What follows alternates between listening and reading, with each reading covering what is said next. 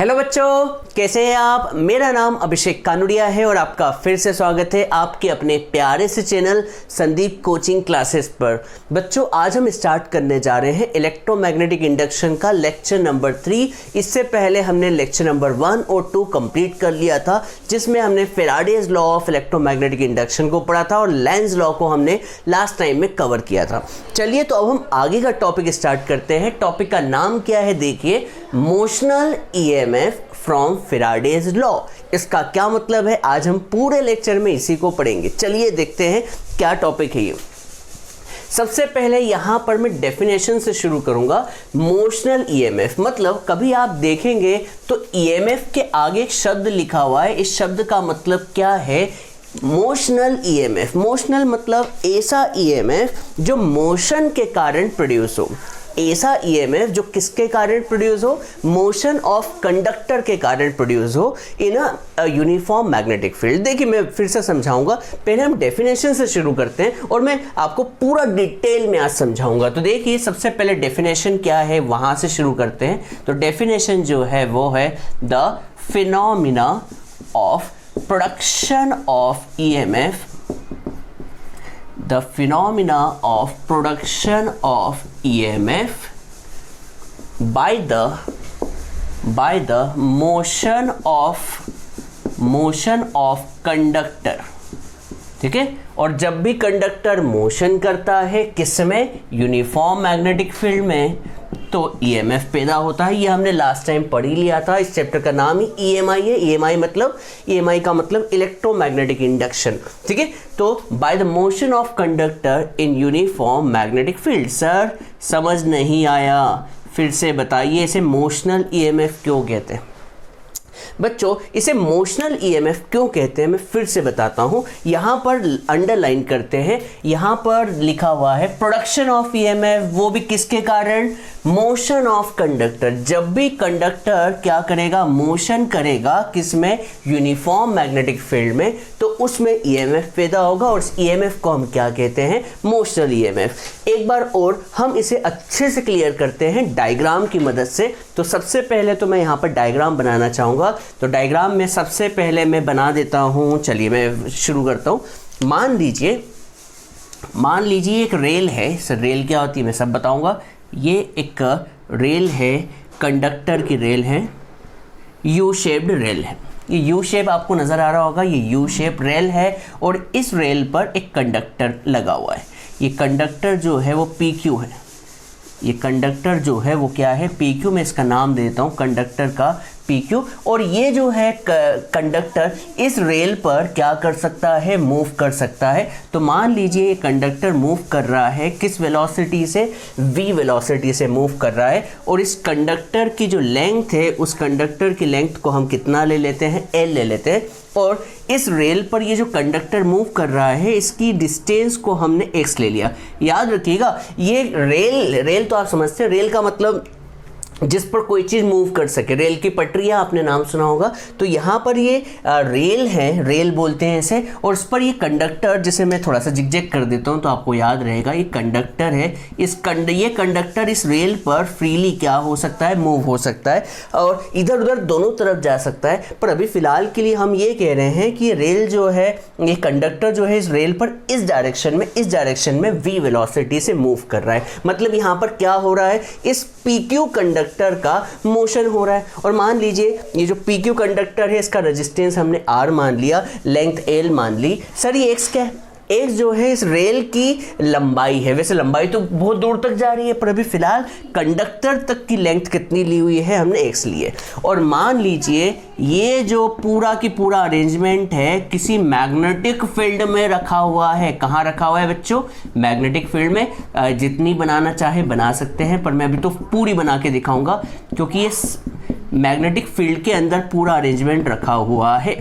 याद रखिएगा, ये पूरा की पूरा अरेंजमेंट कहाँ पर है, यूनिफॉर्म मैग्नेटिक फील्ड में। मैं कंसीडर सब लिखवा दूंगा, चिंता की कोई बात नहीं है। ठीक है, शॉर्ट फॉर्म में आपको बता दूंगा। तो आपको ये समझ में आ गया होगा। ये क्या है, लाल वाला तो मिलना, लाल वाले को बना देता हूँ। ये क्रॉस क्या है, तो ये क्रॉस जो है वो क्या है, यूनिफॉर्म। क्रॉस किसको रिप्रेजेंट कर रहा है, यूनिफॉर्म मैग्नेटिक फील्ड को। ठीक है, किसको रिप्रेजेंट कर रहा है बच्चों, यूनिफॉर्म मैग्नेटिक फील्ड, जिसकी इंटेंसिटी हमने कितनी मान ली, बी मान ली। तो ये एक्स क्या हो गया, ये तो पता चल गया। और एक्स का मतलब क्या होता है, तो आपको याद होगा, ये तो सिंबॉलिक रिप्रेजेंटेशन है जो क्या बताता है कि मैग्नेटिक फील्ड जो है बोर्ड के अंदर जा रही है। तो यहाँ पर जो मैग्नेटिक फील्ड की डायरेक्शन है inside perpendicular to the plane of paper. बच्चों उम्मीद करता हूँ बातें समझ में आ रही होगी, नहीं आ रही है तो टोक दीजिए मुझे, मैं रुक जाऊंगा और आपको समझाने लगूंगा। तो आपको क्रॉस का मतलब समझ में आ गया। अब पी क्यू क्या है, तो पी क्यू को भी लिख देते हैं। पी क्यू जो है वो क्या है, वो है क्या है बच्चों, एक कंडक्टर है। पी क्यू क्या है बच्चों, कंडक्टर है। और एल क्या है, एल क्या है, लेंथ ऑफ कंडक्टर है। एल जो है वो क्या है, लेंथ ऑफ कंडक्टर है। और सर, और एल लेंथ ऑफ कंडक्टर है, साथ के साथ क्या है, और बताएं। तो यहाँ पर हम मान लेते हैं v क्या है, v जो है वो है वेलोसिटी ऑफ कंडक्टर है।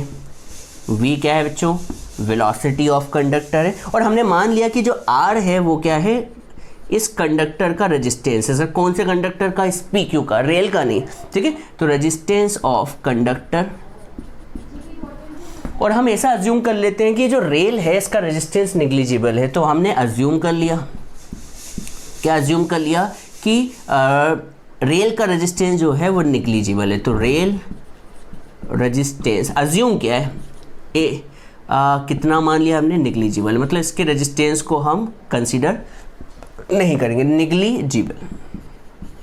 तो बच्चों ये बात तो आपको समझ में आ गई, बहुत देर से कहानी चल रही है, देखिए कहानी क्या है। अब बच्चों आप कभी देखें, कभी आप ध्यान से देखें, डायग्राम सुंदर बना हुआ है वैसे तो, पर फिर भी अब देखिए यहाँ पर क्या हो रहा है, फिर से मैं समझाने की कोशिश करता हूँ। यहाँ पर एक रेल है, ये रेल नज़र आ रही है। इस रेल पर ये क्या हो रहा है, पी क्यू जो आर्म है वो क्या हो रहा है, मूव कर रहा है। वैसे इधर भी जा रहा है, इधर भी जा रहा है, पर अभी फिलहाल के केस के लिए हम इसे इधर मूव करवा रहे हैं। किस तरफ, इस तरफ। देखिए एरो बना रखा है। और ये पूरा अरेंजमेंट कहाँ पे रखा हुआ है, यूनिफॉर्म मैग्नेटिक फील्ड में, जिसकी डायरेक्शन कहाँ है, perpendicular to the plane of paper, inside है। ठीक है, ये भी बात समझ में आ गई। इस कंडक्टर की लेंथ L है और यहाँ पर रेल से लेकर यहाँ तक की लेंथ कितनी ले ली है, x। हाँ वैसे ये लंबी है पर अभी फ़िलहाल इसके लिए लेंथ कितनी ले ली है, x ले ली है। और ये कंडक्टर कितनी वेलोसिटी से मूव कर रहा है, v वेलोसिटी से। चलिए अब मैं कहानी समझाता हूँ। अब आप देखें, क्या आपको यहाँ पर एक क्लोज सर्किट नज़र आ रहा है बच्चों। इस क्लोज सर्किट में क्या खासियत है, क्लोज सर्किट कहाँ पर रखा हुआ है, मैग्नेटिक फील्ड में, हाँ है ना। अब आपको पता होना चाहिए फैराडे लॉ के अकॉर्डिंग जब भी फ्लक्स में चेंज आता है तो ईएमएफ पैदा होता है। Faraday law of electromagnetic induction क्या कहता है, EMF is equal to the rate of change of flux. अब सर फ्लक्स क्या होता है, तो आप कहेंगे सर आपने ही तो बताया था फ्लक्स जो होता है वो होता है मैग्नेटिक लाइंस, हाँ है ना बच्चों, the magnetic lines, total magnetic lines. पर बच्चों मैं हमेशा एक ही बात कहता हूँ, आप एक लाइन बोलना भूल जाते हैं इसके बाद की, क्या फ्लक्स क्या होता है, total magnetic lines passing through a small area. याद कीजिए, flux passing through a small area. तो बच्चों फ्लक्स के फॉर्मूले में कभी आप ध्यान दें तो फ्लक्स का फॉर्मूला होता है BA cos थीटा।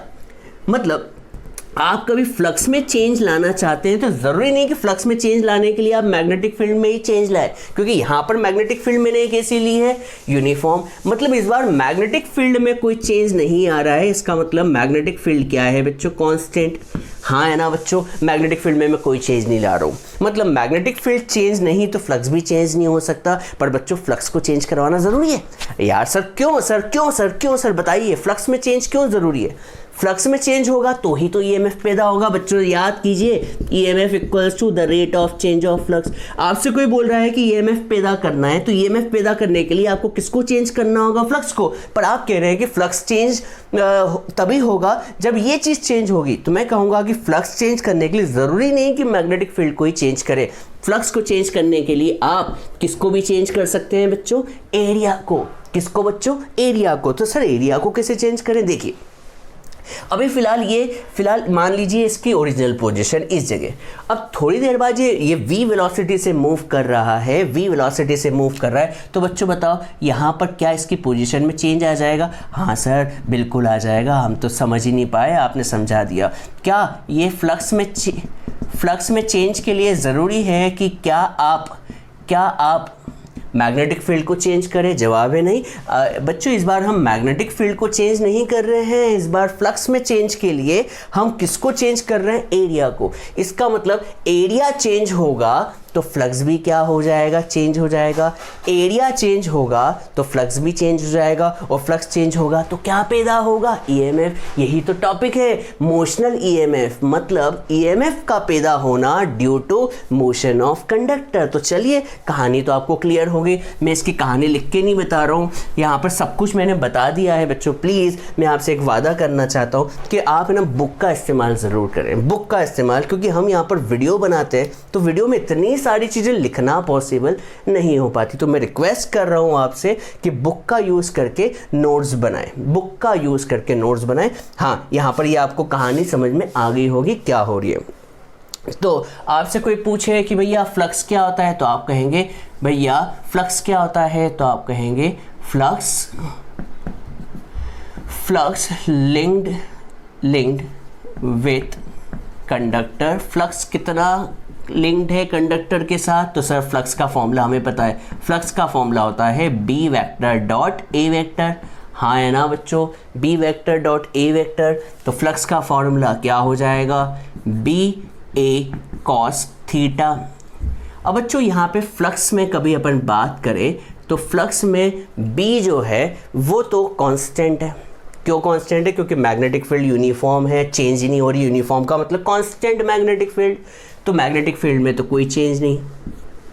पर बच्चों इस कॉइल के साथ जो फ्लक्स लिंक है उसका एरिया कितना है? तो आप कहेंगे सर एरिया किससे मिलके बनता है किसी भी रेक्टेंगल का? तो लेंथ से और ब्रेड्थ से। तो लेंथ कितनी मान रखी है? L, और ब्रेड्थ कितनी मान रखी है? X। तो एरिया कितना है? LX। ठीक है, एरिया किससे मिलके बनता है? मैं फिर से बता दूं, एरिया ऑफ रेक्टेंगल, हर चीज़ बता सकता हूँ। Area of rectangle is length into breadth. Breadth हमने यहाँ पर x ले रखी है। और सर थीटा क्या है? तो आप बता सकते हैं एरिया और थीटा के बीच कितना एंगल है? तो आप कहेंगे सर एरिया और थीटा के बीच 90 डिग्री का एंगल है। सर क्यों? क्योंकि एरिया ऐसा है, एरिया का कंपोनेंट ऐसा है और मैग्नेटिक फील्ड अंदर है। हाँ है ना बच्चों? तो यहाँ पर थीटा कितना है? थीटा कितना है? 90 है या 0? मैं फिर से बता देता हूँ। देखिए यहाँ पर मैं आपको बता दूँ, देखिए ये एक एरिया है, ठीक है। तो इस एरिया की डायरेक्शन क्या होगी? एरिया की डायरेक्शन इधर भी हो सकती है, इधर भी हो सकती है। और मैग्नेटिक फील्ड भी किस तरफ है? अंदर की तरफ है। तो कभी हम बात करें कि मैग्नेटिक फील्ड, देखिए ऐसा यहाँ पर एरिया की डायरेक्शन इस तरफ है तो मैग्नेटिक फील्ड भी तो अंदर की तरफ है, ये अंदर की तरफ है। तो एंगल कितना होगा बच्चों? 90 नहीं होगा, 0 होगा। कितना होगा बच्चों? 0 होगा। कैसे? आपको समझ में आ गया होगा। जैसे देखिए यहाँ पर मैं 2D डायग्राम नहीं बना सकता, 2D डायग्राम में नहीं समझा रहा हूँ। देखिए ये प्लेन है तो यहाँ पर एरिया की डायरेक्शन या तो इस तरफ होगी या अंदर की तरफ होगी। तो मान लीजिए मैंने अंदर की तरफ बना ली। और मैग्नेटिक फील्ड क्रॉस है, क्रॉस का मतलब वो भी कहाँ की तरफ है? अंदर की तरफ। दोनों ही अंदर की तरफ है तो थीटा कितना होगा? 0 होगा। हाँ है ना बच्चों? होगा। तो यहाँ पर थीटा की जगह कितना लिख दिया? 0 लिख दिया। तो cos 0 कितना होता है? सर cos 0 होता है 1 होता है। तो फ्लक्स का फॉर्मूला बोलो कितना हो जाएगा? तो फ्लक्स हो जाएगा BLX। सर cos 0, क्योंकि cos 0 कितना होता है बच्चों? 1 होता है। ये क्लियर हो गया होगा मैं उम्मीद करता हूँ, ठीक है। तो फ्लक्स हो गया। अब फैराडे लॉ के अकॉर्डिंग फ्लक्स के कारण EMF पैदा नहीं होता। फैराडे लॉ कहता है कि फ्लक्स में चेंज के कारण ईएमएफ पैदा होता है। तो बच्चों यहाँ पर लिखते हैं by Faraday's law of electromagnetic induction. Sir क्या कहता है? फैराडे लॉ कहता है कि ईएमएफ जो होगा वो किसके कारण पैदा होगा? Rate of change of flux, the rate of change of flux. तो EMF इक्वल्स टू क्या होगा बच्चों?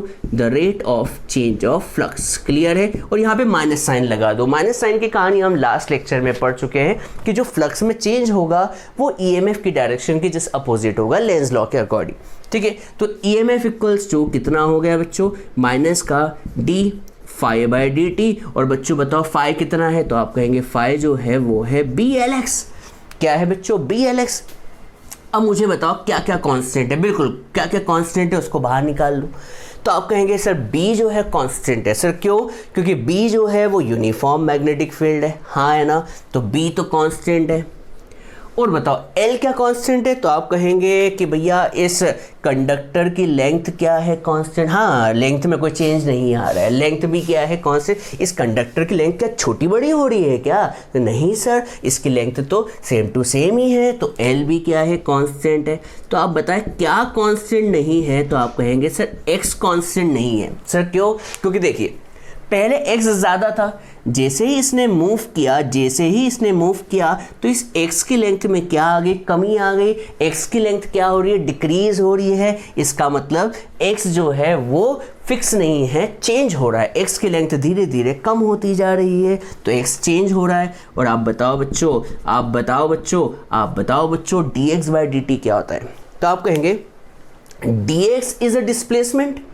और टाइम के साथ कभी डिस्प्लेसमेंट चेंज हो रहा हो तो the rate of change of displacement is called velocity. तो यहाँ पर rate of change of displacement is called velocity. तो dx/dt इक्वल्स टू क्या आएगा बच्चों? माइनस का v। सर माइनस v क्यों? तो आप कहेंगे कि यहाँ पर x की लेंथ क्या हो रही है? कम हो रही है, इसलिए हम वेलोसिटी को क्या लेंगे? नेगेटिव डायरेक्शन में लेंगे। क्या लेंगे बच्चों? नेगेटिव डायरेक्शन में। तो यहाँ पे माइनस साइन एक साइन कन्वेंशन बता रहा है कि यहाँ पर टाइम के साथ x की डिस्प्लेसमेंट क्या हो रहा है? कम हो रहा है। तो यहाँ पर हम क्या लेंगे?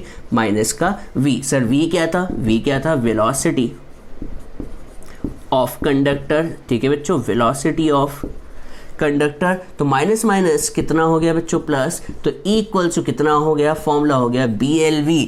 इस EMF को हम क्या कहते हैं? Motional EMF। कौन सा EMF बच्चों? Motional EMF। सर ये कैसे पैदा होता है? मोशनल EMF पैदा होता है due to motion of conductor in magnetic field. तो यहाँ पर L क्या है? उस कंडक्टर की लेंथ है, V क्या है? उसकी वेलोसिटी है, और B क्या है? यूनिफॉर्म मैग्नेटिक फील्ड है। तो बच्चों याद होना चाहिए B जो है वो B क्या है बच्चों? यूनिफॉर्म मैग्नेटिक फील्ड है। और सर L जो है वो क्या है? लेंथ ऑफ कंडक्टर है। उम्मीद करता हूँ आपको बोर्ड पे दिख रहा होगा, नहीं दिख रहा तो बोल दूँ। L जो है लेंथ ऑफ कंडक्टर है और V जो है वेलोसिटी ऑफ कंडक्टर है। इस फॉर्मूले को आप हमेशा के लिए याद करें, जल्दी से इसे नोट डाउन करें। अब उसके बाद हम क्या करेंगे? इसी को आगे बढ़ा रहे हैं, EMF निकाल रहे हैं। अब यहाँ पर इस EMF के कारण इसमें करंट फ्लो होगा, पावर निकालेंगे, फोर्स निकालेंगे, बहुत कुछ निकालेंगे। जल्दी से इसका स्क्रीनशॉट ले ले बच्चों, ले लो। चलिए बच्चों अब हम आगे बढ़ते हैं, चलिए देखते हैं। तो अभी थोड़ी देर पहले हमने पढ़ा था कि मोशन कर रहा है तो EMF पैदा हो रहा है। तो EMF जो हमने निकाला था, याद कीजिए, वो EMF जो था वो क्या था? तो आप कहेंगे सर अभी तो बढ़ाया था, मोशनल EMF होता है E इक्वल्स टू BLV। ये अभी थोड़ी देर पहले हमने पढ़ा था। इसे इक्वेशन नंबर क्या दे दें? हम 1 दे दें। अब बच्चों बताओ, यहाँ पर इस लूप में EMF पैदा हो गया, इसमें EMF पैदा हो गया, किसमें? इस कंडक्टर में EMF पैदा हो गया, तो करंट फ्लो होने लगेगा। तो करंट फ्लो होने के लिए क्लोज सर्किट चाहिए कि नहीं चाहिए? तो यहाँ पर हम हेडिंग डालेंगे करंट इन क्लोज्ड लूप। क्या बच्चों? Current in close loop. तो आप कहेंगे सर करंट कैसे पैदा हुआ? हमें तो ये क्लियर नहीं हुआ है, करंट कैसे पैदा हुआ? बच्चों इसके अंदर EMF पैदा हुआ। सर क्यों हुआ? Due to motion of conductor in uniform magnetic field. मतलब मैग्नेटिक फील्ड में आपने कंडक्टर का मोशन करवाया तो इसके अंदर EMF पैदा हुआ। और EMF भी तो जिम्मेदार होता है करंट फ्लो होने के लिए, ये तो आप बचपन से जानते हैं, हाँ है ना सर? तो यहाँ पर करंट पैदा होगा। तो बच्चों करंट का फॉर्मूला क्या होता है ओम्स लॉ से? तो करंट का फॉर्मूला होता है EMF अपॉन में रेजिस्टेंस। करंट इक्वल्स टू क्या हो जाएगा? EMF अपॉन रेजिस्टेंस, हाँ या ना बच्चों? तो EMF कितना पैदा हुआ है? BLV। सर R क्या है? R जो है रेजिस्टेंस है। सर किसका? इस कंडक्टर का। तो आप कहेंगे कि क्या सर इसका रेजिस्टेंस नहीं होगा? तो हमने यहाँ पे अज्यूम किया था, याद कीजिए क्या अज्यूम किया था, इसी जगह लिखा था, अज्यूम दैट कि इस रेल का रेजिस्टेंस कितना है, निग्लिजिबल है। कभी कभी एग्जाम में क्वेश्चन में बोल दे कि भैया इसका रेजिस्टेंस स्मॉल आर है, तो यहाँ पे आर प्लस स्मॉल आर आता, पर बच्चों डेरिवेशन में वहाँ पर वो कुछ मेंशन नहीं करते। तो यहाँ पर हम इसका रेजिस्टेंस को निग्लिजिबल मान चुके हैं, इसका रेजिस्टेंस कितना माना हुआ है आर। तो बच्चों बताओ करंट कितना आ जाएगा? सर आ गया, समझ आ गया। करंट होगा BLV अपॉन में कैपिटल R। क्लियर है बच्चों, मेरे प्यारे बच्चों, क्लियर है? हाँ सर बिल्कुल है। तो EMF आ गया, अब क्या आ गया? करंट आ गया। अब हम पढ़ने वाले हैं फोर्स। देखिए क्या पढ़ने जा रहे हैं? फोर्स। ये टॉपिक कंटिन्यूएशन में है। सबसे पहले तो बता दो टॉपिक कंटिन्यू में चल रहा है, तो यहाँ पर बता दूँ टॉपिक है इसी का force on movable arm PQ। Sir ये बिल्कुल समझ में नहीं आया, बता रहा हूँ बच्चों। तुम ऐसा क्यों बोलते हो समझ नहीं आया? मैं हूँ तो सही, जब तक मैं हूँ तुम्हें कुछ नहीं होगा। क्या नहीं होगा सर? कुछ नहीं होगा, ठीक है। तो यहाँ पर हम पढ़ रहे हैं कि मूवेबल आर्म पर फोर्स लगेगा। सर क्यों फोर्स तो लगेगा? तो बच्चों ये कहानी पिछले चैप्टर की है, याद कीजिए। जब भी कोई कंडक्टर क्या कर रहा है? मोशन कर रहा है, हाँ है ना बच्चों। जब भी कोई कंडक्टर मोशन कर रहा है और उसमें क्या फ्लो हो रहा है? वो मैग्नेटिक फील्ड में मोशन कर रहा है, तो उस पर फोर्स लगता है। सर नहीं आया, याद कीजिए हमने टॉपिक पढ़ा था force on moving charge in uniform magnetic field. जब भी कोई कंडक्टर मैग्नेटिक फील्ड में क्या करता है? मोशन करता है, तो उस पर फोर्स लगता है। और सर फोर्स का फॉर्मूला याद कीजिए, फोर्स का फॉर्मूला था, याद कीजिए, ILB साइन थीटा। हाँ सर बिल्कुल याद आया, ILB साइन थीटा। इस पर हमने बहुत सारे डेरिवेशन भी किए हुए हैं। यहाँ पर L क्या है? तो L जो है लेंथ ऑफ कंडक्टर है, और I क्या है? इस कंडक्टर में फ्लो होने वाला करंट है, और जिसका फॉर्मूला भी पढ़ा। तो I का फॉर्मूला है कितना? देख लीजिए, यहाँ पे लिखा हुआ है BLV अपॉन में R, ठीक है। और L क्या है? तो L तो लेंथ ऑफ कंडक्टर है, और B क्या है? B तो मैग्नेटिक फील्ड है, और थीटा कितना होगा? थीटा होगा 90। सर इस बार 90 क्यों? पिछली बार 0 क्यों? बच्चों कहानी समझिए, हर बार थीटा, दुनिया भर का थीटा 0 या 90 तो होगा नहीं। आपको तो दिमाग लगा के टॉपिक के हिसाब से चलना होता है। तो देखिए यहाँ पर थीटा किसके बीच का एंगल है? करंट और लेंथ और मैग्नेटिक फील्ड के बीच का, ठीक है। तो यहाँ पर लेंथ AC है और मैग्नेटिक फील्ड कहाँ है? देखिए अंदर की तरफ है। लेंथ AC है, मैग्नेटिक फील्ड AC है, तो करंट कितना होगा? करंट के एंगल कितना होगा? 90 डिग्री। तो यहाँ पर एंगल कितना हो गया? 90, ठीक है। तो यहाँ पर कभी सॉल्व करें तो B इंटू B कितना हो जाएगा? B square, L into L square, और V अपॉन में R। ये फोर्स का फॉर्मूला हो गया। B square L square V upon में R। अब बच्चों इस पर फोर्स लगने लगा। अब इसके बाद क्या हुआ? इस फोर्स की डायरेक्शन क्या होगी? आप बता सकते हैं फोर्स की डायरेक्शन क्या होगी? तो आप कहेंगे ये मोशन इस तरफ कर रहा है, मतलब इस मोशन के कारण EMF जो होगा वो EMF हमेशा क्या करता है? मोशन का अपोज, उसके कॉस का अपोज, लेंज लॉ के अकॉर्डिंग। तो यहाँ पर according to Lenz law, according to कौन सा लॉ? Lenz law, the direction of force is opposite to motion of conductor. Sir नहीं आया, बिल्कुल भी नहीं आया सर, बिल्कुल भी नहीं आया। सच कहूँ मम्मी कसम मुझे नहीं आया। मैं समझाता हूँ, मत खाओ कसम बच्चों, मम्मी की कसम इतनी सड़ी सी चीज़ के लिए मत खाओ। मैं समझाता हूँ। देखिए ये मोशन किस तरफ कर रहा है? इस तरफ कर रहा है, और इसी मोशन के कारण क्या पैदा हो रहा है? EMF, है ना। मोशन इस तरफ कर रहा है तो उसके कारण क्या पैदा हो रहा है? EMF। और मैंने आपको कहा था जो भी EMF पैदा होगा उसकी डायरेक्शन जो होगी उसके कॉस के जस्ट अपोजिट होगी। इस बार कॉस जो है मैग्नेटिक फील्ड का चेंज होना नहीं है, इस बार कॉस जो है वो एरिया का चेंज होना है या फिर मोशन करना। मोशन, इस बार कारण क्या है EMF पैदा होने का? मोशन। तो मोशन इस तरफ कर रहा है तो EMF जो होगा वो उसके मोशन का अपोज करेगा, हाँ है ना। तो इस पर जो फोर्स लगेगा वो फोर्स भी क्या करेगा? इसके मोशन का अपोज करेगा। ये मोशन इस तरफ कर रहा है तो इस पर जो फोर्स लगेगा वो इस तरफ लगेगा, अपोजिट डायरेक्शन में लगेगा। सर आ गया, ठीक है। अब बच्चों अब देखिए इस पर फोर्स इस डायरेक्शन में लग रहा है, ये मूव, माना कि ये मूव इस तरफ कर रहा है, पर फोर्स किस डायरेक्शन में लग रहा है, इस तरफ। अब हमें एक्स्ट्रा एनर्जी देनी पड़ेगी। सर क्यों? क्योंकि हमें मूव तो इधर करवाना है ना, हमें मूव इस तरफ करवाना है, तो उसके लिए एक्स्ट्रा पावर लगेगी। तो यहाँ पर लिखेंगे पावर, हेडिंग डालते हैं पावर, पावर सप्लाइड, हेडिंग डालते हैं power supplied to movable arm. बहुत से बच्चे यहाँ पर ध्यान से पढ़ेंगे तो आपको लगेगा कि हाँ सर कहानी तो बहुत ही सिंपल है। देखिए क्या है, ये इस तरफ मोशन कर रहा है, माना इस तरफ मोशन कर रहा है, इसके मोशन के कारण ही तो ईएमएफ पैदा हो रहा है, और ईएमएफ जो होता है उसकी डायरेक्शन क्या होगी, इसके कॉस को अपोज करेगी अकॉर्डिंग टू लेंज लॉ। तो यहाँ पर इस तरफ पैदा हो रहा है, तो ईएमएफ जो होगा वो इस तरह से पैदा होगा कि इसके मोशन को अपोज करेगा। तो यहाँ पर ईएमएफ जो पैदा होगा वो इस डायरेक्शन में पैदा होगा, हाँ या ना बच्चों। इसलिए यहाँ पर फोर्स जो लगेगा वो इस डायरेक्शन में होगा, इस डायरेक्शन में। अब फोर्स इस डायरेक्शन में लग रहा है, अब हमें तो मूव इस तरफ करवाना है, तभी तो ईएमएफ पैदा होगा।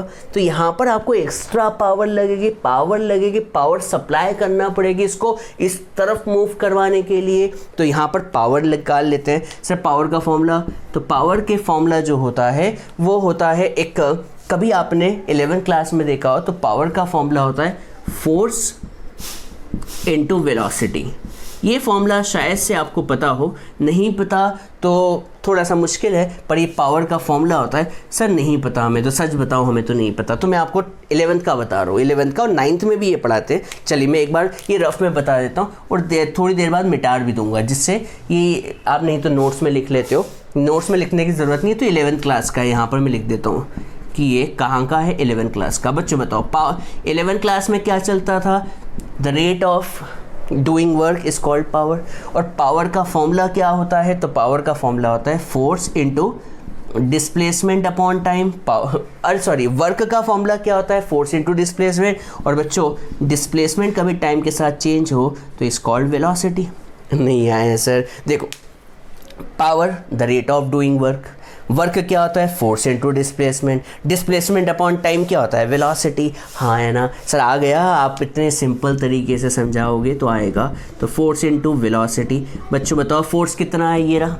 तो फोर्स है b² L² v upon r, ठीक है, इनटू कितना v, मल्टीप्लाई कर दें तो कितना आ जाएगा, b² L² v² अपॉन में r। तो ये जो है पावर क्या है, सप्लाइड टू मूवेबल आर्म। अब बच्चों मूवेबल आर्म को पावर सप्लाई कर दी। अब उसके बाद अब बच्चों इसके अंदर करंट फ्लो हो रहा है। यहाँ पे देखो ये कहानी थी, करंट फ्लो हो रहा है। अब करंट फ्लो हो रहा है तो करंट है और इस कंडक्टर का रेजिस्टेंस है, तो करंट किसी वायर से फ्लो होता है तो रेजिस्टेंस के कारण उसके पावर में लॉस होगा। क्यों नहीं लॉस होगा, जैसे कभी बल्ब में क्या करें, बल्ब में आप करंट फ्लो करें तो उसकी पावर का लॉस होता है, और वो लॉस किस फॉर्म में निकलता है, हीट के फॉर्म में। इसी के कारण तो बल्ब क्या देता है, उजाला देता है। तो यहाँ पर हम हेडिंग डालते हैं power supplied to movable arm के बाद पावर डिसिपेटेड, मतलब खर्च होना, पावर डिसिपेटेड, ठीक है। तो पावर में हेडिंग देख लेता हूँ, पावर डिसिपेटेड। हाँ बच्चों पावर डिसिपेटेड, सर पावर का फॉर्मूला क्या होता है, I²R। सर ये वाला फॉर्मूला क्यों नहीं लगा रहे हो, अरे भाई ये वाला फॉर्मूला तो क्लास 11th का है, जब कोई वर्क करना पड़े जिसके कारण फोर्स इनटू डिस्प्लेसमेंट हो। यहाँ पर हम कौन सा निकाल रहे हैं, पावर, करंट के कारण जो पावर लॉस हो रही वो निकाल रहे हैं। 12th क्लास का formula power equals to I²R। तो बच्चों यहाँ पर I² की वैल्यू है, बोलो कितनी है, BLV अपॉन R। तो इसका स्क्वायर करो, क्या होगा, इसका स्क्वायर होगा b² L² v² अपॉन में r²। और ये पहले से क्या चल रहा है, r, एक r से एक r कैंसिल, तो पावर इक्वल्स टू क्या आ जाएगा, b² L² v² अपॉन में r, ठीक है। तो आप कहेंगे सर ये दोनों तो सेम ही है, ये दोनों तो क्या है बच्चों, सेम है। इसका मतलब ये है कि भैया जो भी आप वर्क कर रहे हो, जो भी आप पावर सप्लाई कर रहे हो मूवेबल आर्म पर इधर ले जाने के लिए, वो पूरा की पूरा किस में कन्वर्ट हो रहा है, हीट के फॉर्म में। किसके फॉर्म में? हीट के फॉर्म में। मतलब जो आप एक्स्ट्रा एनर्जी लगा रहे हो वो दिख क्यों नहीं रही है? क्योंकि वो एनर्जी हीट के फॉर्म में क्या हो रही है? कन्वर्ट हो रही है। उम्मीद करता हूँ समझ में आया होगा। थोड़ा सा मुश्किल टॉपिक था, लैंग्वेज भारी लैंग्वेज है, पर उम्मीद करता हूँ समझ आया होगा। तो जल्दी से आप इसे नोट डाउन कर लें। अब हम क्या करने जा रहे हैं, बहुत एक स्पेशल टॉपिक पढ़ने जा रहे हैं और एक बोर्ड एग्जाम का एक क्वेश्चन करने जा रहे हैं। तो नोट डाउन कर लें इसे।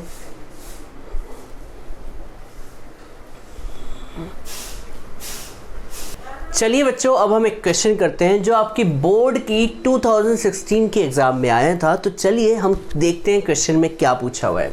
तो क्वेश्चन में पूछ रखा है कि ये एक रेल है। क्या दिया है पहले ये बता दूं। ये एक रेल है, इस रेल पर ये मूवेबल आर्म क्या कर रहा है? मूव कर रहा है, left to right, right to left. ये कंटिन्यूसली क्या कर रहा है? मूव कर रहा है, ठीक है। और यहाँ पर ये जो कंडक्टर है ये v वेलोसिटी से मूव कर रहा है। इसकी लेंथ कितनी है? l है। और बोल रखा है सबसे स्पेशल बात कि यहाँ पर ये डॉट जो है वो मैग्नेटिक फील्ड को रिप्रेजेंट कर रहे हैं जो कि बाहर की तरफ है। आप जानते हैं क्रॉस का मतलब इनवर्ड होता है और डॉट का मतलब आपकी तरफ मैग्नेटिक फील्ड आ रही है। पर यहाँ पर सोचने वाली बात यह है कि मैग्नेटिक फील्ड जो है पूरे एरिया में नहीं दी है। मैग्नेटिक फील्ड सिर्फ 0 लेकर b तक, मतलब कभी हम यहाँ पर लेंथ की बात करें तो 0 से b लेंथ तक ही मैग्नेटिक फील्ड है और b से लेकर 2b तक कोई मैग्नेटिक फील्ड क्वेश्चन में दी हुई नहीं है। तो पूछा क्या है? पूछा यह है कि आपको एक्सप्रेशन निकालना है किसका? फ्लक्स का और EMF का, करंट का, फोर्स का, पावर का, जब ये मूव कर रहा है 0 से 2b तक और फिर वापस 2b से कहाँ तक? 0 तक। मतलब देखिए ये शुरू कहाँ से करेगा? 0 से मूव करना, तो 0 से मूव करते हुए कहाँ जाएगा? 2b तक, और 2b से मूव करके कहाँ आएगा? फिर 0 तक। पर जब ये मूव कर रहा होगा तो ये 2 रास्ते से होके गुजर रहा होगा। आधा रास्ता तो जिसमें मैग्नेटिक फील्ड है, आधा रास्ता जिसमें मैग्नेटिक फील्ड शून्य है। फिर शून्य मैग्नेटिक फील्ड से फिर आएगा और फिर वापस कहाँ जाएगा? उस रास्ते पे जाएगा जहाँ पर फिर से मैग्नेटिक फील्ड है। तो चलिए शुरू करते हैं और इसका हमें स्केच भी बनाना है, ग्राफ भी बनाना है, ग्राफ से रिप्रेजेंट करना है। तो चलिए मैं धीरे धीरे समझाते जाता हूँ। देखिए अभी मान लीजिए इसकी ओरिजिनल पोजीशन क्या है? ये वाली तो जब ये मूव कर रहा होगा, देखिए मूव कर रहा है तो किस जगह से होके गुजर रहा है? ये मैग्नेटिक फील्ड से होके गुजर रहा है, हाँ है ना। और मैग्नेटिक फील्ड से होके गुजर रहा है तो फ्लक्स तो होगा फ्लक्स। पर जैसे ही वो B के बाद 2B वाली रीजन पे आया तो मैग्नेटिक फील्ड शून्य होगी, 0 होगी, तो फ्लक्स भी कितना होगा? 0 होगा। तो हम यहाँ पर फ्लक्स का सबसे पहले फॉर्मूला निकालते हैं। फ्लक्स क्या होगा? तो फ्लक्स जो होगा वो होगा, कितना होगा बच्चों? 0 से b तक फ्लक्स होगा। कितना आपको पता होगा? फ्लक्स का फॉर्मूला क्या होता है? b a cos थीटा, और यहाँ पर flux B A cos theta होगा। और एरिया किससे मिलके बनता है? तो एरिया मिलके बनता है लेंथ इनटू ब्रेड्थ से। तो इस कंडक्टर की लेंथ है L और ब्रेड्थ कितनी ले लें? तो ब्रेड्थ हम ले लेते हैं 0 से b, इसलिए नहीं ले रहे हैं, मैं आपको बताऊंगा। तो एरिया को हम लिख देते हैं लेंथ इनटू ब्रेड्थ, और थीटा कितना है? थीटा होगा 0, जो कि भी थोड़ी देर पहले हमने पढ़ा था। तो BLX होगा। तो फ्लक्स जो होगा यहाँ से यहाँ तक तो BLX होगा, पर यहाँ से यहाँ तक फ्लक्स कितना होगा? तो मैं कहूँगा यहाँ से यहाँ तक फ्लक्स 0 होगा। सर क्यों 0 होगा? क्योंकि उस जगह पर मैग्नेटिक फील्ड ही नहीं। बच्चों यहाँ पर मैग्नेटिक फील्ड कितनी है? सोच के बताओ, मैग्नेटिक फील्ड कितनी है? 0 है। मैग्नेटिक फील्ड 0 है तो मैग्नेटिक फील्ड 0 होने की वजह से फ्लक्स भी 0 होगा। एरिया का तो कोई लफड़ा ही नहीं। तो यहाँ पर मैं इसे डिफाइन कर देता हूँ फ्लक्स को 2 रीज़न में डिफाइन कर देता हूँ, जैसा कि आप मैथ्स में करते ही आए हैं। तो यहाँ पर बताओ 0 कब मिला? B से 2B तक।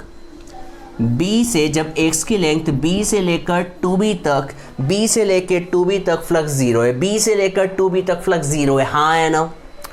और 0 से B तक फ्लक्स की कुछ ना कुछ वैल्यू होगी। तो 0 से कहाँ तक बच्चों? B तक। पर B को हमने यहाँ पर शामिल किया है तो यहाँ पे शामिल नहीं करना होगा। आप देखिए मैथ्स का रीज़न, मैथ्स में कैसे लिखते हैं, कभी आप 0 से 1 इसे लिखते हैं तो यहाँ पर 1 नहीं लिख सकते, आपको 1 के आगे का लिखना होता है। तो यहाँ पर B को शामिल नहीं किया गया है तो यहाँ पर B को शामिल किया गया है। इसलिए यहाँ पर हमने b लेंथ को b ना लिखते हुए x लिखा है, क्योंकि b अब इसमें b शामिल नहीं है तो x की वैल्यू कुछ भी हो सकती है। तो यहाँ पर फ्लक्स की वैल्यू आ गई फ्लक्स। अब बच्चों फैराडे लॉ से हम इंड्यूस ईएमएफ निकाल लेते हैं। हाँ है ना सर, इंड्यूस ईएमएफ क्या होता है? इंड्यूस ईएमएफ होता है the rate of change of flux. हाँ है ना, तो the rate of change of flux. Clear है? तो फ्लक्स जो है वो है इस रीजन में BLX है ना बच्चों, तो यहाँ पर आएगा फ्लक्स में change is called BLX। Clear है? तो यहाँ पर b तो कांस्टेंट है, लेंथ कांस्टेंट है और x में चेंज आ रहा है, तो dx/dt कितना होता है? Velocity BLV। क्लियर है? तो जब ये यहाँ से यहाँ तक मूव कर रहा होगा तो EMF पैदा होगा, जिसे हमें मोशनल EMF कहते हैं। मोशनल EMF क्या होता है? मोशनल EMF ऐसा EMF जो motion of conductor in uniform magnetic field के कारण पैदा हो। तो BLV हो गया। ये कहाँ से कहाँ तक के लिए बच्चों? 0 से b तक के लिए। कहाँ से कहाँ तक के लिए है बच्चों? 0 से b तक के लिए। और याद रखिएगा इसमें b शामिल नहीं है, शायद से बोर्ड का इस तरफ का रीज़न दिखता नहीं है, इसलिए मैं यहाँ लिख देता हूँ। तो 0 से b तक के लिए, उम्मीद करता हूँ आपको दिख रहा होगा। और बच्चों बताओ b से 2b की क्या कहानी है? तो b से 2b की कहानी ये है कि यहाँ पर फ्लक्स ही 0 है। अरे भाई फ्लक्स ही 0 है तो 0 का डिफरेंशिएशन कितना होता है? 0। तो EMF कितना होगा? बड़ा सा 0। सर किस रीजन के लिए? b से लेकर 2b रीजन तक के लिए। हाँ है ना बच्चों, तो EMF का भी हमारे पास आंसर आ गया। अब EMF के बाद हम निकालते हैं इंड्यूस करंट। क्या निकालते हैं बच्चों? Induced current. अब इंड्यूस करंट क्या होता है? तो इंड्यूस करंट जो होगा, करंट भी कहाँ से कहाँ तक के लिए इंड्यूस होगा? 0 से b तक के लिए। याद रखिए इस क्वेश्चन में हमें इसे यहाँ भी ले जाना है और यहाँ से यहाँ से फॉरवर्ड डायरेक्शन में भी ले जाना है और फिर बैकवर्ड डायरेक्शन में भी ले जाना है। जहाँ से शुरू किया था वहीं ख़त्म भी करना है। पर अभी हम यहाँ पे करंट निकाल लेते हैं। बच्चों बताओ करंट क्या होता है? तो करंट होता है EMF अपॉन में रेजिस्टेंस। होता है कि नहीं होता है बच्चों? तो EMF कितना है? BLV और अपॉन में क्या आएगा बच्चों? रेजिस्टेंस। कौन से रीजन के लिए? तो 0 से b तक के लिए।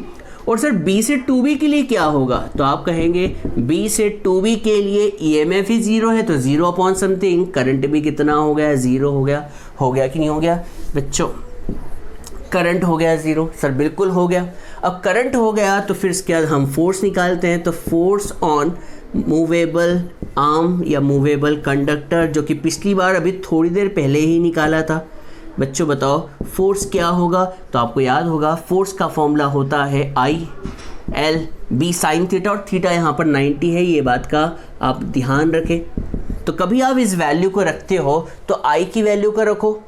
मुझे लगता है कि पिछला ही आंसर है। हम मेन चीज़ करने जा रहे हैं स्केच। क्या करने जा रहे हैं? स्केच। तो BLV अपॉन R का L से मल्टीप्लाई और B से करो तो आंसर आएगा B² L² V अपॉन में R, और साइन 90 तो 1 होता है। ये कौन से रीज़न के लिए है? तो ये रीज़न जो है 0 से लेकर B तक का है। और बच्चों फोर्स तो 0 लगेगा। कौन से रीज़न में? B से 2b तक। सर क्यों लगेगा? हमें समझ नहीं है क्यों नहीं, क्योंकि देखिए यहाँ पे करंट 0 है तो फॉर्मूले के अकॉर्डिंग 0 इंटू समथिंग सब कुछ क्या हो जाएगा? 0। अब बच्चों पावर डिसिपेटेड, जो पावर डिसिपेटेड होगी तो पावर का फॉर्मूला क्या होता है? सर पावर का फॉर्मूला होता है I²R होता है। तो बच्चों I कितना है? I का ये रहा, इसका आप स्क्वायर करें तो बोलो क्या आएगा? B² L² V² upon R², और एक R से एक R कैंसिल, जो कि पिछली बार निकाला ही था। तो B² L² V² अपॉन में R। ये कौन से रीज़न के लिए? तो 0 से B तक के लिए। और पावर 0 डिसिपेटेड होगी। सर क्यों? क्योंकि इस रीजन में करंट ही 0 है। B से 2B में तो पावर भी कितनी होगी? 0। तो B से 2B तक पावर कितनी होगी? 0। सर क्यों करवाया? हमें तो ये आता था। सर क्यों करवाया? हमें तो ये आता था। तो मैं फिर से कह दूं, मैंने ये करवाया किस लिए है? स्केचिंग के लिए, ग्राफ के लिए करवाए। तो मैं इसका ग्राफ बनाने जा रहा हूँ। ठीक है, तो बनाने जा रहा हूँ, मुझे जगह चाहिए, बनाता हूँ मैं ग्राफ। तो यहाँ पर ग्राफ बनाने के लिए एक काम करता हूँ, मैं इस जगह को रफ़ कर देता हूँ। ठीक है, ये जगह जो है रफ़ कर देता हूँ। ग्राफ इतने में बन जाएगा। हमें 4 रीज़न के लिए ग्राफ बनाना है। तो देखिएगा ये तो 0 है। तो सबसे पहले हम टाइम के साथ ग्राफ किसका बनाने जा रहे हैं, फ्लक्स का। किसका बच्चों, फ्लक्स का। तो टाइम के साथ ग्राफ बनाने जा रहे हैं। इस डिस्टेंस को हम 0 मान लें, इस डिस्टेंस को हम b मान लें, इस डिस्टेंस को हम 2b मान लें, फिर इस डिस्टेंस को b मान लें, इस डिस्टेंस को 0 मान लें। सर ऐसा क्यों, ये क्या है, समझ नहीं आया। देखिए हो क्या रहा है, मूवेबल आर्म जो है 0 से 2b जा रहा है, हाँ है ना। फिर 2b से फिर कहाँ जा रहा है, 2b से b जा रहा है, b के बाद 0 जा रहा है, 0 से b, b से 2b, 2b से b, b से 0। ठीक है, तो यहाँ पर हमने 0 से b बना दिया, b से 2b बना दिया, 2b से b बना दिया और b से 0। बच्चों बताओ 0 से b तक, 0 से b तक क्या हो रहा था, तो आप कहेंगे 0 से b तक फ्लक्स जो था वो था BLX। यहाँ पर कभी हम इसे मैक्सिमम बना दें तो मैक्सिमम फ्लक्स कितना हो सकता है, BLV हो सकता है कि नहीं हो सकता है। तो बच्चों मैं यहाँ पर बता दूँ कि यहाँ पर कंटिन्यूसली फ्लक्स क्या हो रहा था, धीरे धीरे एरिया बढ़ेगा तो फ्लक्स क्या होते जाएगा, इंक्रीज़ होते जाएगा। तो फ्लक्स इंक्रीज़ हो गया कि नहीं हो गया, फ्लक्स क्या हो गया बच्चों, इंक्रीज़ हो गया। कितना हो गया, BLV। और B से 2B तक फ्लक्स कितना हो जाएगा, तो फ्लक्स जो होगा कांस्टेंट हो जाएगा, 0 हो गया। अब उसके बाद 0 B से 2B हो गया, 2B से B तक कांस्टेंट हो गया, ये बात तो समझ में आ गई। पर जब B से 0 आया तो वापस फ्लक्स में देखिए फ्लक्स का इंक्रीमेंट हो रहा था। अब जब इधर आ रहे होंगे तो फ्लक्स का डिक्रीमेंट होगा, तो फ्लक्स डिक्रीमेंट होके फिर कितना हो जाएगा, 0 हो जाएगा। ठीक है बच्चों, ये फ्लक्स आ गया। अब फ्लक्स के बाद हम EMF का डायग्राम बनाते हैं। अब बच्चों EMF आप देखें तो EMF जो है B से 2B तक, B से नहीं 0 से B तक EMF कितना पैदा हो रहा है, BLV। देखिए कितना पैदा हो रहा है, BLV। तो यहाँ पर मैंने यहाँ पर गलत लिख दिया, BLX आएगा और यहाँ पे जाके मैक्सिमम हो जाएगा ना। और EMF कितना है, BLV है। तो EMF जो है क्या हो रहा है, फ्लक्स लगातार चेंज हो रहा है, शुरू से लेके आखिरी तक फ्लक्स चेंज हो रहा है। ये फ्लक्स चेंज हो रहा है तो EMF पैदा होगा, यहाँ पे 0 हो जाएगा। और जब लौट के आएगा तो फिर से EMF पैदा होगा पर अपोजिट डायरेक्शन में। तो यहाँ पर EMF पैदा हो रहा है। सर कितना हो रहा है, BLV। और B से 2B तक और 2B से B तक EMF कितना होगा, 0। B से 2B या 2B से B तक EMF 0। अब जब B से 0 की तरफ आ रहे हैं तो EMF फिर से पैदा होगा, पर किस डायरेक्शन में होगा, नेगेटिव डायरेक्शन में, इसलिए आएगा माइनस का BLV। उम्मीद करता हूँ समझ में आ रहा होगा। ठीक है, इंड्यूस EMF हो गया। अब हम बना रहे हैं इंड्यूस करंट और फोर्स के लिए और पावर के लिए। तो देखिए अब हम किसके लिए बना रहे हैं, इंड्यूस करंट के लिए, करंट के लिए। तो आप देखिए करंट के लिए कितना है, BLV/R, 0 से B के लिए और B से 2B के लिए। तो आप देखें B 0 से B तक करंट पैदा हो रहा है, बिल्कुल हो रहा है सर। 0 से B तक करंट पैदा हो रहा है, कितना हो रहा है, BLV/R। और B से 2B में करंट 0, तो B से 2B में करंट 0 और 2B से B में फिर करंट क्या हो गया था, 0। और फिर जब लौट के आया तो फिर से करंट पैदा होगा, पर करंट जो होगा अपोजिट डायरेक्शन में होगा। सर क्यों, क्योंकि एक टाइम फ्लक्स इंक्रीज हो रहा था, जब लौट के आया तो फ्लक्स डिक्रीज हो रहा है, फ्लक्स डिक्रीज तो EMF में चेंज, तो करंट की डायरेक्शन में भी चेंज आएगा। तो यहाँ पर ये कितना हो जाएगा बच्चों, माइनस का BLV/R। उम्मीद करता हूँ आपको करंट का भी आ गया होगा, ये करंट। अब करंट का आ गया तो आपको किसका निकालना है, फोर्स का भी आप निकाल सकते हैं। मैं पावर का निकाल के दिखा देता हूँ, पावर का। अब आप देखें पावर में करंट का स्क्वायर है, करंट यहाँ पर पॉजिटिव है, यहाँ नेगेटिव है, पर करंट का स्क्वायर, पॉजिटिव का स्क्वायर भी पॉजिटिव होता है, नेगेटिव का स्क्वायर भी पॉजिटिव होता है। तो पावर का कभी जब हम ग्राफ बनाएंगे तो ये जब बनेगा तो फर्स्ट केस के लिए भी ऊपर बनेगा और सेकेंड केस के लिए भी पावर जो होगी वो क्या होगी, प्लस ही होगी। ठीक है, उम्मीद करता हूँ समझ में आया हो। ये ग्राफ को बना ले और आपको ये ग्राफ बनाना आना चाहिए। ग्राफ कैसे बन रहे हैं, और ग्राफ बनाने की जगह दिमाग लगाए ना, दिमाग लगाना बहुत ज़रूरी है। दिमाग लगाना क्यों, देखिए 0 से B जा रहा है तो फ्लक्स में चेंज आ रहा है, और जब B से 2B में जा रहा है तो फ्लक्स में कोई चेंज ही नहीं आ रहा है। और जब 2b से b में आ रहा है तो भी फ्लक्स में चेंज नहीं आ रहा है, कांस्टेंट है। और जब b से 0 की तरफ जा रहा है तो फ्लक्स में चेंज आ रहा है, पर वो डिक्रीज हो रहा है, तो फ्लक्स क्या हो रहा है, डिक्रीज होने लगा। ठीक है, अब देखिए जब वो यहाँ से यहाँ जा रहा है तो फ्लक्स में चेंज आ रहा है, तो EMF पैदा होगा।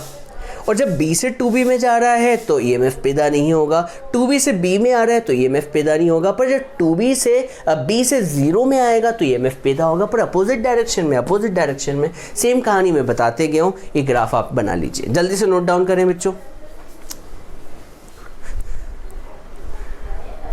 चलिए बच्चों, अब हम एक नया टॉपिक पढ़ने जा रहे हैं जिसका नाम है motional EMF due to rotation of metallic rod in uniform magnetic field. ये क्या है सब कुछ मैं बताने जा रहा हूँ, देखिएगा। तो यहाँ पर क्या बोल रखा है, EMF का पैदा होना due to motion of metallic rod. तो देखिए मेटलिक रॉड क्या है सब कुछ मैं बता रहा हूँ। तो देखिए यहाँ पर एक मेटलिक रॉड है, ये दिख रही होगी आपको। ये एक मेटल की रॉड है, ये मेटल की रॉड है, बहुत ज़्यादा बड़ी चौड़ी हो रही है, रुक जाइए। ये मेटलिक रॉड है, अब तो बन गई है साफ। ये एक मेटलिक रॉड है और ये इस एक्सिस पर बंधी हुई है, मान लीजिए O एक्सिस पर है। और ये मेटलिक रॉड जो है वो रोटेट कर रही है। क्या कर रही है, रोटेट कर रही है। कितनी वेलोसिटी से, कितनी एंगुलर वेलोसिटी से, ओमेगा एंगुलर वेलोसिटी से। और किसके अंदर, एक यूनिफॉर्म मैग्नेटिक फील्ड के अंदर। किसके अंदर बच्चों, यूनिफॉर्म मैग्नेटिक फील्ड के अंदर। ये मैं ज़्यादा बनाने की कोशिश कर रहा हूँ। तो ये एक यूनिफॉर्म मैग्नेटिक फील्ड है, आपको नज़र आ रही होगी। और क्रॉस का मतलब भी समझ में आ गया होगा। क्रॉस का मतलब मैग्नेटिक फील्ड जो है वो perpendicularly plane of the paper है, जो कि अंदर की तरफ है। तो ये रॉड क्या कर रही है बच्चों, रोटेशन कर रही है। रोटेशन का मतलब ये घूम रही है एंगुलर वेलोसिटी ओमेगा से, तो एक सर्कल बनाएगी। देखिए कोशिश कर रहा हूँ कि सर्कल इसी के अंदर आ जाए। ठीक है, तो ये रोटेट कर रही है। मान लीजिए इस रॉड की लेंथ कितनी है, L है। कितनी लेंथ है, हम वैसे रेडियस मान सकते थे, पर रॉड की लेंथ को हमने कितना मान लिया, L मान लिया है। तो लिखते जाता हूँ मैं। तो यहाँ पर L क्या है, L है लेंथ ऑफ मेटल रॉड या मेटलिक रॉड। और ओमेगा क्या है, ओमेगा जो है वो एंगुलर वेलोसिटी है। ओमेगा क्या है बच्चों, एंगुलर वेलोसिटी ऑफ रॉड है। ठीक है, और क्रॉस क्या रिप्रेजेंट कर रहा है, क्रॉस रिप्रेजेंट कर रहा है magnetic field, uniform magnetic field है। मैं लिख देता हूँ बाद में, यूनिफॉर्म मैग्नेटिक फील्ड है, जिसकी डायरेक्शन क्या है, डायरेक्शन है inside perpendicularly plane of paper. ठीक है बच्चों, ये बात आपको समझ में आ गई होगी।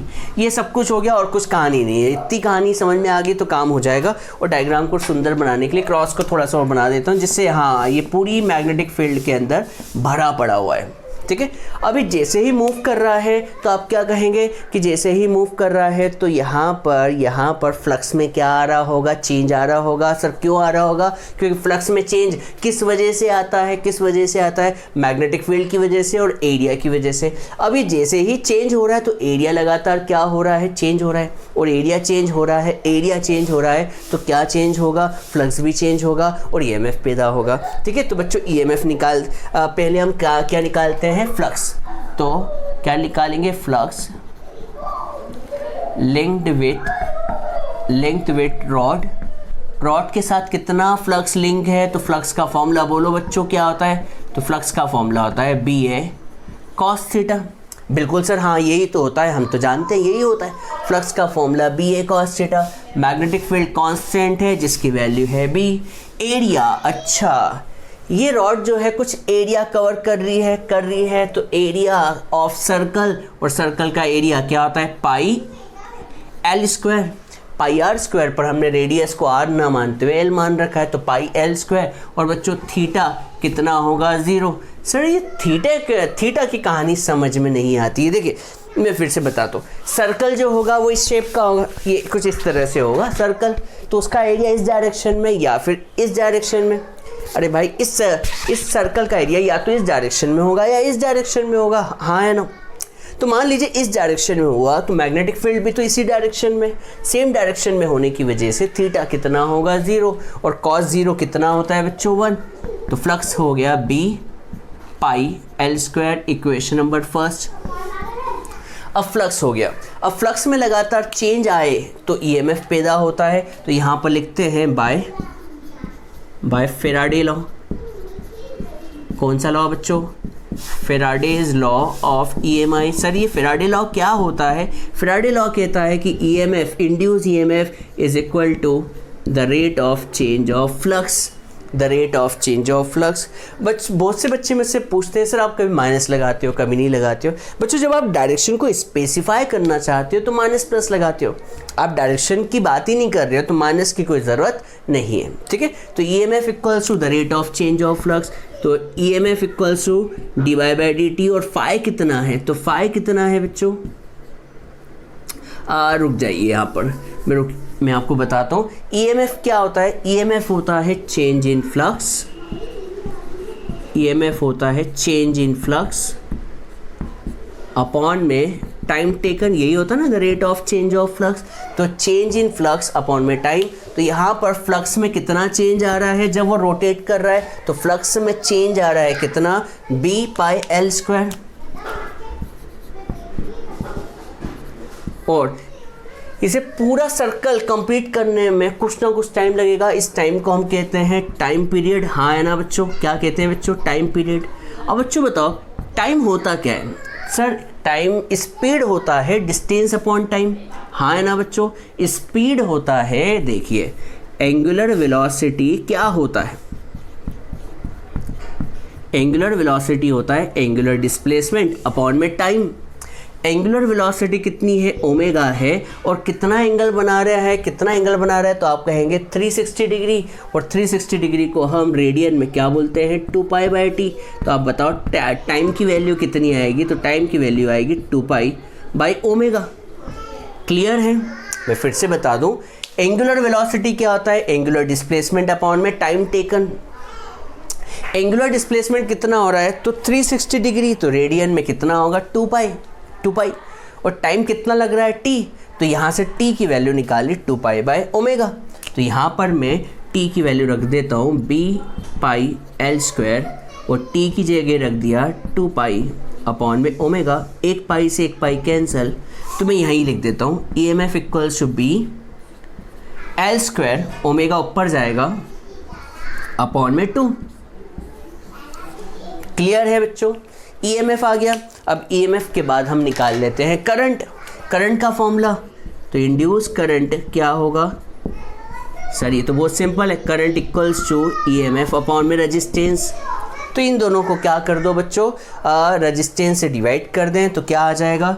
B L square omega upon में 2R। तो ये करंट का फॉर्मूला भी आ गया बच्चों, करंट का फॉर्मूला। अब करंट का आ गया तो पावर डिसिपेटेड भी निकाल लो, पावर डिसिपेटेड। सर ये पावर डिसिपेटेड क्या होता है? हमें समझ ही नहीं आ रहा है। पावर डिसिपेटेड का मतलब बच्चों देखो, ये तो एक सिंपल सी एक रॉड थी, मेटल की रॉड थी, उसकी कोई कहानी नहीं है, मेटल की रॉड है। पर जैसे ही इसने मैग्नेटिक फील्ड में घूमना शुरू किया तो फेराडे ने अपना लॉ लगा दिया कि भैया जब जब फ्लक्स चेंज होगा तो ईएमएफ पैदा होगा, करंट पैदा होगा। अब बच्चों इस रॉड में करंट फ्लो होने लगा। अब करंट फ्लो हो रहा है और खुद का भी रेजिस्टेंस होगा, तो करंट और रेजिस्टेंस मिलके पावर लॉस होती है in the form of heat. तो पावर डिसिपेटेड जो होगी वो किसके फॉर्म में होगी? In the form of heat. तो पावर इक्वल टू क्या होता है बच्चों? आई स्क्वायर आर। इसको स्क्वायर करो, डर क्यों रहो? इसका स्क्वायर करो तो कितना आ जाएगा? बी स्क्वायर एल की पावर 4 ओमेगा स्क्वायर, 2 का स्क्वायर 4, आर का square R square into R. यहाँ पर भी आर है तो एक आर से आर क्या हो जाएगा? कैंसिल। देखिए मैंने क्या किया है, जगह कम होने की वजह से मैं पूरा करके बता दिया है। आई स्क्वायर तो इसका स्क्वायर बी स्क्वायर एल की पावर 4 ओमेगा स्क्वायर 2 का स्क्वायर 4 और आर स्क्वायर, पर एक आर स्क्वायर और एक आर कैंसिल, तो आंसर कितना आएगा? 4R। ये आपका आ गया आंसर, ठीक है। ये सारे आंसर को आप क्या कर ले? नोट डाउन कर ले। और यहाँ पर हम इस लेक्चर को क्या कर देते हैं? कंप्लीट। बच्चों आपसे एक वादा करता हूँ मैं, आपको क्या करना है, आपको मतलब होमवर्क दे रहा हूँ मैं, वादा क्या होमवर्क दे रहा हूँ। आपको इस आज जो मैंने टॉपिक पढ़ाया है इसके एनसीईआरटी के एग्जाम्पल्स आपकी बुक में दिए हुए हैं, उसे ज़रूर करना है। वो भी आईएमपी क्वेश्चन है, क्योंकि समय बहुत हो चुका है इसलिए मैं उसे नहीं करवा पा रहा हूँ, पर आपको करना बहुत ज़रूरी है। वो एग्ज़ाम पॉइंट ऑफ व्यू से बहुत ही इंपॉर्टेंट क्वेश्चन है, तो जल्दी से इसे नोट डाउन कर ले। आज के लिए मैं इतना ही पढ़ाना चाहूँगा और अगले लेक्चर में जल्दी ही मिलूँगा बिना देर किए। तब तक के लिए bye bye, tata, see you, thank you, जय हिंद, वंदे मातरम।